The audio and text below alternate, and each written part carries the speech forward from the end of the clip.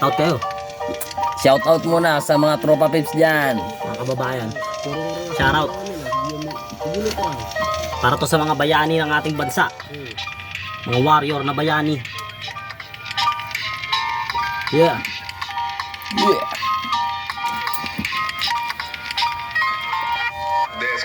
Noong bata pa lamang nanood ng telebisyon, dito ko nasaksihan yung mga kakaibang aksyon. 2015, Enero 25. Ito ay kwento ng inkwentro sa mama sa pano. 44 na sap ang tinutukoy sa balita. Ako'y napatulala, aking mata ay napaluha. Nagdingas ang galit mga taong walang hiya. Wala nang laban yung tropa, pinutukan pa sa mukha. Sila yung mga tao na alam lamang ay magsilbi. Mapaglingkuran tayo mapaaraw mano gabi. Mga bayaning nag-alay ng buhay hanggang kamatayan. Di kayo mawawala sa aming puso at isipan. Kaya kahit anong mangyari sa dibdib mamumutawi, malugod na tanggapin. Ilagay mo ang bandilan ng Pinas at isapin. Special Action Force Sa 44. Special Action Force, bayani na tagaligtas.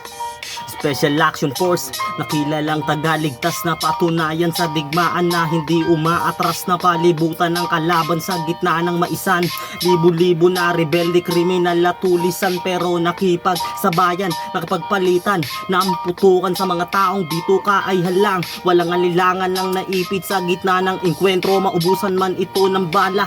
Tuloy sa pinangako, sinumpaan ay pinatunayan, di man lang nag-alinlangan kahit di na makalabas, nakipagpalitan ng putukan sa mga taong alam lamang ipaglaban ng mali.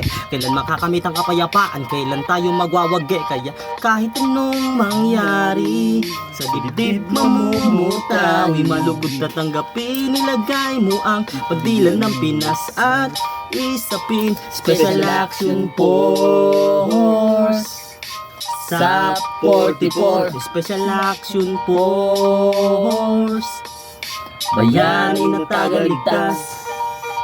Tagaligtas. Tagaligtas. Tagaligtas. Tagaligtas. Tagaligtas. Tagaligtas. Yeah. Shout out.